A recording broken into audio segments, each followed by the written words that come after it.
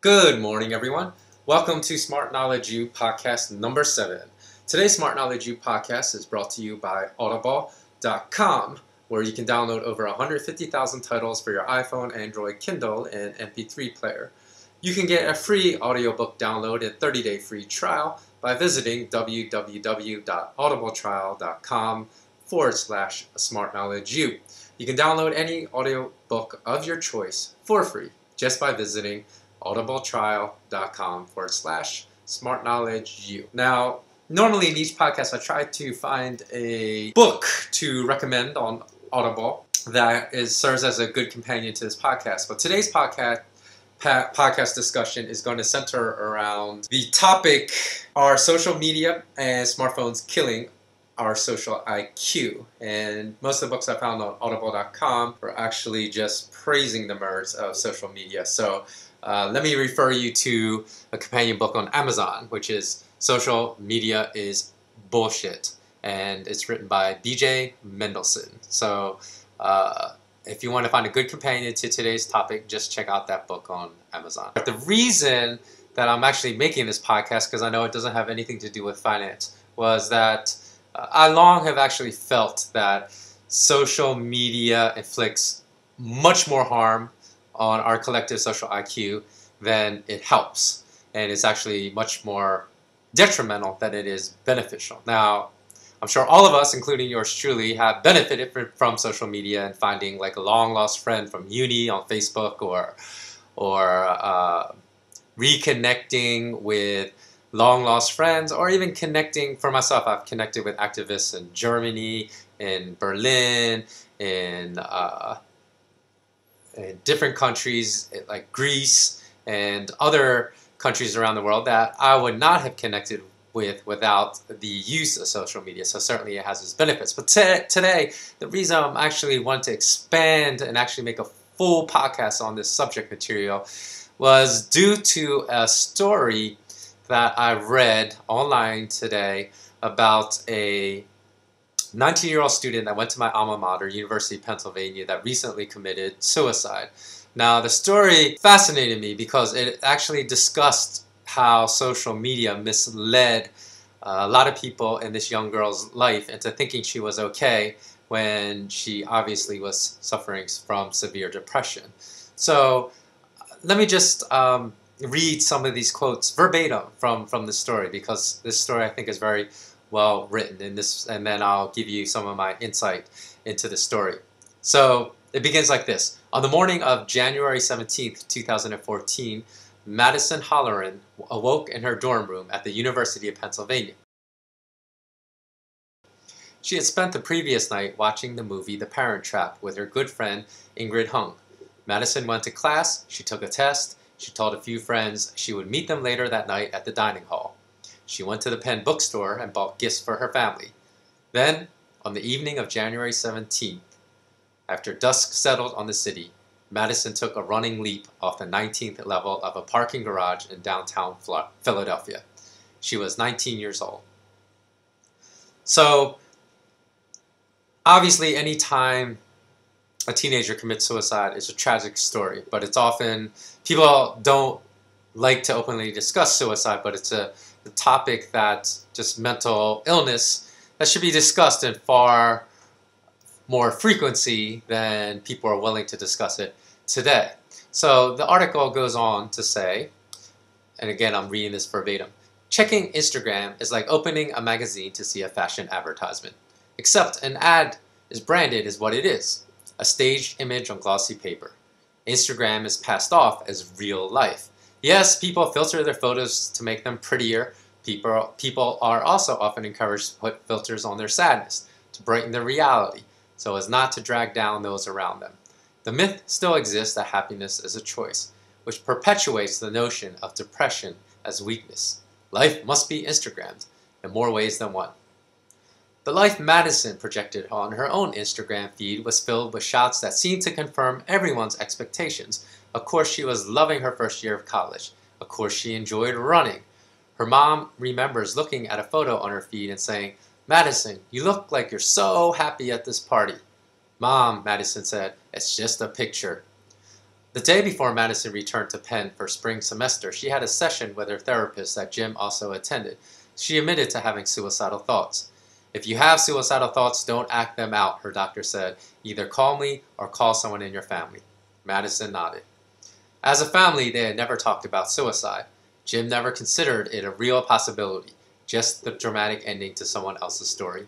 As Carly explains, other people battle depression for years. With Madison, it feels like one day she was happy, the next she was sad, and the day after, she was gone. Jim feared that speaking about suicide would make its likelihood greater. He didn't raise the subject as he and Madison drove back to Philadelphia.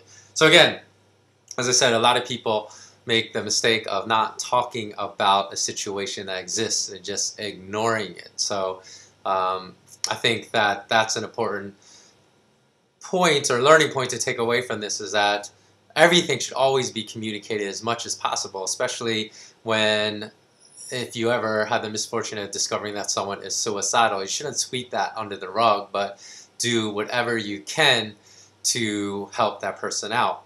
And by talking about it as much as possible, that is one way of helping that person out. So let me continue with this article. That winter break, Madison wanted to keep her circle of 7 friends close. They watched movies together. They slept over at one another's houses. And on the final night of break, they got together for a potluck dinner. Madison bought store-bought sugar cookies. Typically, she would have baked. They called the night the Last Supper because in the morning, the first among them would leave for the start of spring semester. As the evening ended, Madison said, "Love you, see you soon," as if they'd all see one another in a few weeks, maybe over spring break, maybe sooner. Later, she sent a text message to Ingrid, a picture of the 7 high school friends, arms around one another. "These are the type of friends we need to find at Penn," she said. So the problem, this is my commentary now, I'm not reading any more from the article.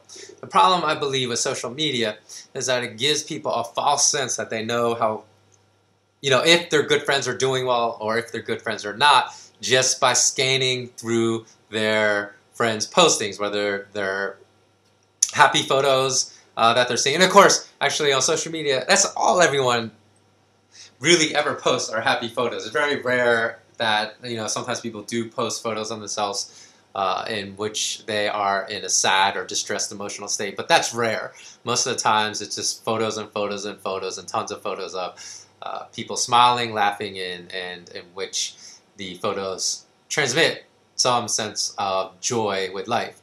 But personally, I can tell you myself, when I moved to Asia, I left many of the friends that I felt closest to behind. So, even to this day, I would say many of the closest friends that I left behind are still living in France, the United States, the UK, Colombia, Mexico, Australia, and other countries. So staying in touch with them through social media never made me feel like I was not losing these friendships. If that's all I did was just stay in touch through social media. I think only in visits and by hanging out in person and through phone conversations did I ever get a sense of that same kind of close relationship that I had with them before I moved to a distant land, as far as physical distance is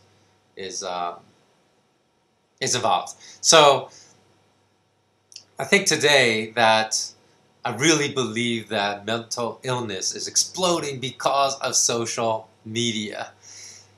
Back in the day, you still saw people fainting over Michael Jackson, or, you want to go back to the time of the Beatles. I've seen all stock footage of girls screaming over the Beatles and John Lennon and Paul McCartney and whatnot and the Rolling Stones. But I do believe that social media has elevated mental illness to an entirely different state today, because social media allows pop stars to interact much more with their fans. So pop stars today have Instagram, Vine, Twitter accounts, or Kakao in Korea, or Weibo in China. And people feel like they know these celebrities, when in reality they know nothing about them other than just looking at their photos, or perhaps messaging them over these social media channels and receiving a 1 or 2 sentence line from them, and then somehow feeling much more connected to these people than they should ever really feel from such a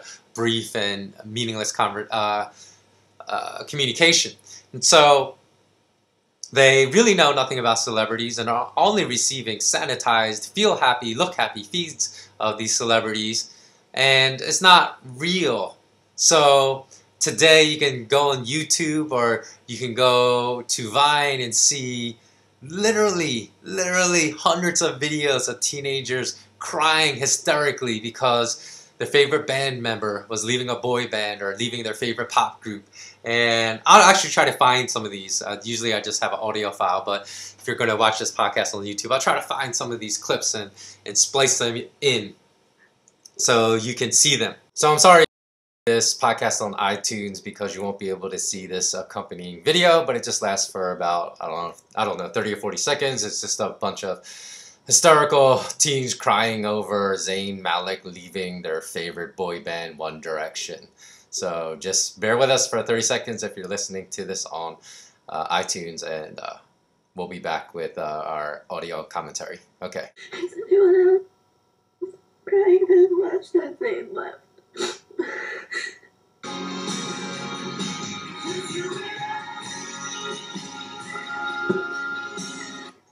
I literally wake up and Zayn is leaving? What the f? I'm like crying! No! One Direction is One Direction without Zayn. Come back! Zayn. Zayn.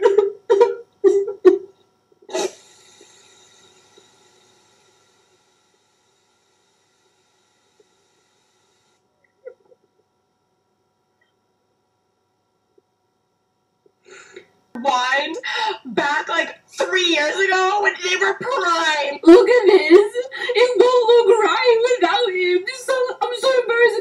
It just won't look right. If you're watching on this podcast on YouTube, you saw that I spliced in some of these video feeds, and to me that is really a form of mental illness when people feel that connected to a complete stranger that they cry hysterically when this complete stranger leaves their favorite pop group. It's simply not realistic, nor is it representative of reality. So to me, I think that social media has driven people to... There is a movie called The Bone Collector, I think with Denzel Washington and Angelina Jolie, that came out, I don't know, maybe 10, 15 years ago. And it was about a serial killer that used to collect the bones of his victims. I think today social media has transformed a lot of people into friends collectors. So it seems like collecting friends has replaced the desire to one-up one's neighbor in terms of having nicer things, a nicer house, a nicer ride. Now people seem to want validation from their peers on social media by displaying how popular they are to the world. Only in reality, it's impossible to be as popular as people like to portray they are on social media through Instagram, Facebook, and so on, because there's only a very limited amount of friends with whom we can maintain close friendships. I mean, just logically, from your own personal experience, you know that, because I would say, just from personal experience myself, it's really not possible to have any more than 5 to 10 really close friends. I mean, your ride or die friends, the friends that are so close to you that they would fly halfway across the world to be there for you if you got cancer or were dealing with something truly traumatic. And other people that have conducted studies to try to quantify this, although you can't really scientifically quantify this in any manner, have also come up with a figure of about 5 to 10 for very, very close friends. So why is it that people would feel a need to have 500 Facebook friends, or even 300 Facebook friends, or even 150 Facebook friends if you really are never interacting with more than 5 to 10 of those 150, 300, 500? I've seen Facebook accounts when I was still on Facebook, because I've been off for several years now because I felt like social media was detracting from my social IQ rather than contributing to it. I see people with over 1,000 Facebook friends, which is just crazy. So, although, and just looking at some of these studies, there was a Oxford Uni researcher, Felix Reed Sochas, not sure how to pronounce his exact name, or his name exactly correctly, but he said, quote, although social communication is now easier than ever, it seems that our capacity for maintaining emotionally close relationships is finite. But again, like I said, you don't really need a researcher to tell you that. Everyone can logically conclude that while this capacity can vary somewhat from person to person, it's basically true for everyone, that there's only a finite number of close relationships that can be maintained at any given time, and that it's so finite that if you form a close relationship with a new friend, there's usually some friend in your old group of close friendships that's going to suffer as a result of you just adding one person that becomes a close new friend. So it's very interesting that people through social media try to communicate with so many people when none of these social media relationships, or I should say none, because obviously people have social media relationships with their best friends and their closest friends, but really frankly speaking, people aren't having relationships that contribute to their quality of life with but for a handful of these people that they try to maintain social media relationships with. So what else do I want to say about this? Because really I'm just talking off the top of my head regarding this podcast, because I thought it was a very, very important topic to talk about. So, my message would basically be to cut down your immersion into these cyber worlds and to reintegrate into the real world, because I really do believe it causes a lot of mental illness. And this is a little bit off topic, a little bit on topic, but I remember that German pilot that crashed that airplane. Let me just Google it real quickly. German pilot deliberately crashes plane. And I'm not sure if all of you have heard of this story, but it was certainly pretty big news in the worldwide media at the time it happened. So for those that are unfamiliar with this story, I'm just Googling it. Okay, so here it is. So it was a German pilot,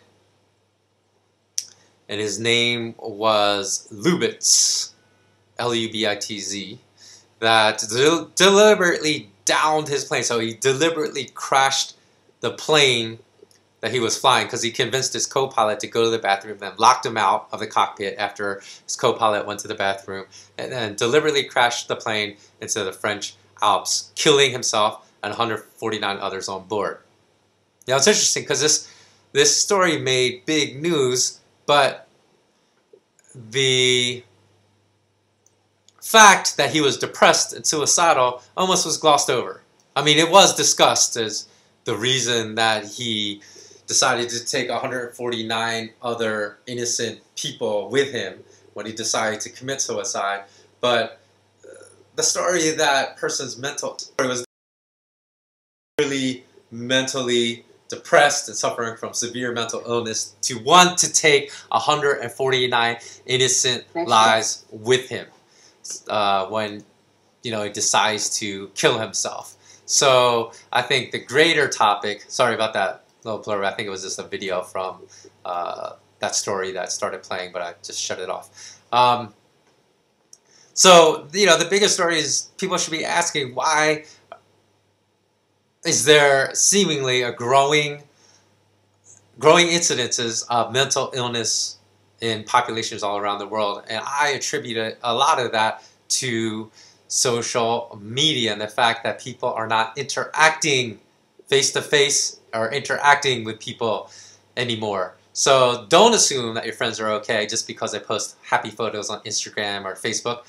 I think everyone should relearn what the phone function on our smartphones actually does, because people have forgotten that the phone function even exists on a phone anymore because they just use it entirely for social media. So remember to call your close friends every now and then, have a conversation with them, and just ask them how they are doing.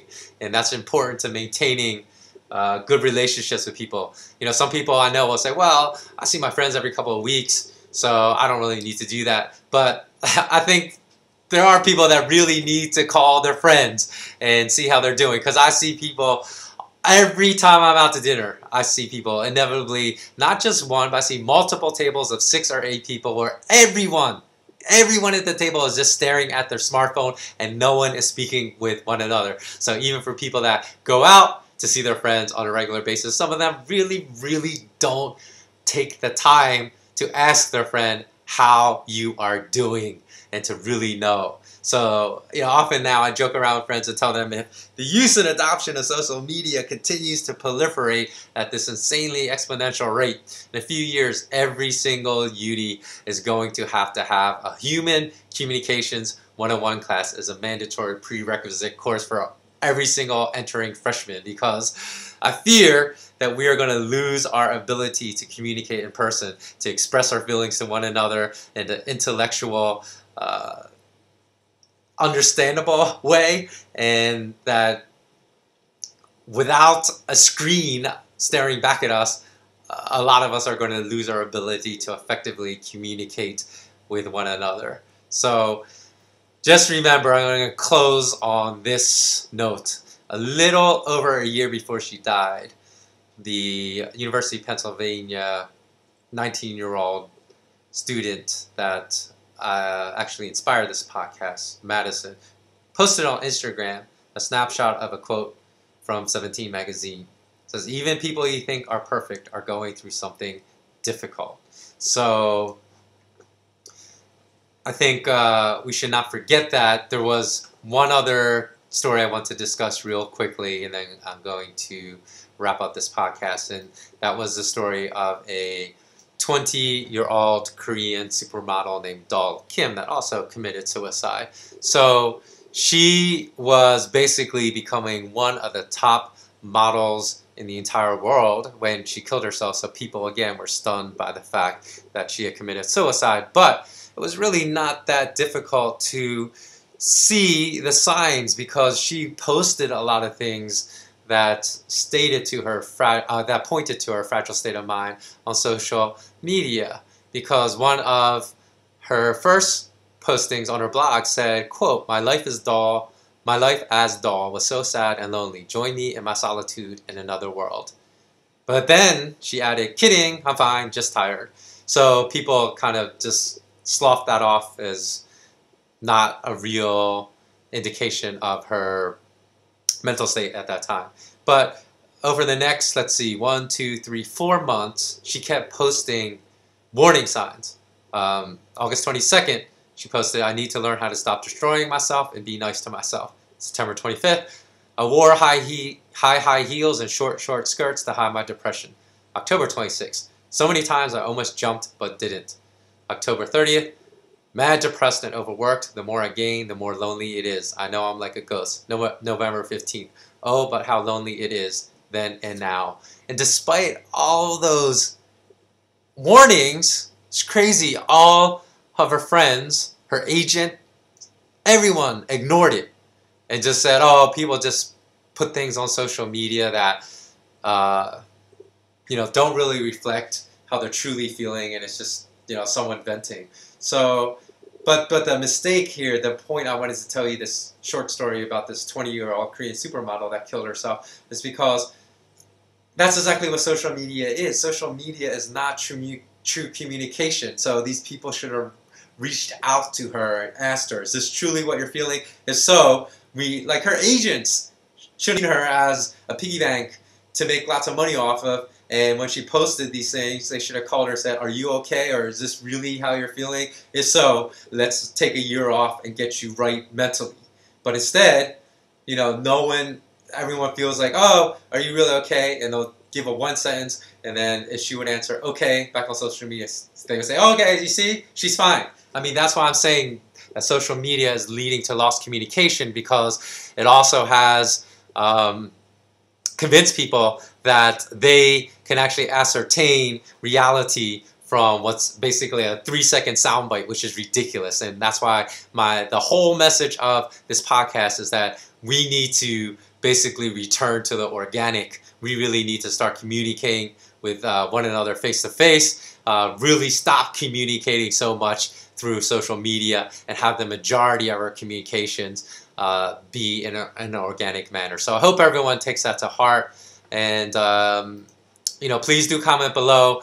Thanks again for all your comments. I do want to thank you for, I've asked people to please comment as far as what other podcasts you want to hear, podcast topics you want to hear. I am accumulating them, and I will address some of these topics in the future. So please do keep commenting below as far as what other topics you want to see me address. I know this is not a gold and silver monetary system podcast today, but I do want to address topics that I just come across on a daily basis that I feel are super important. I felt like this topic was super important to address. And if you also feel like any of my commentary made sense, please do pass it on to your friends and your family, because I do want to help spur a movement back towards organic communication and away from social media communication.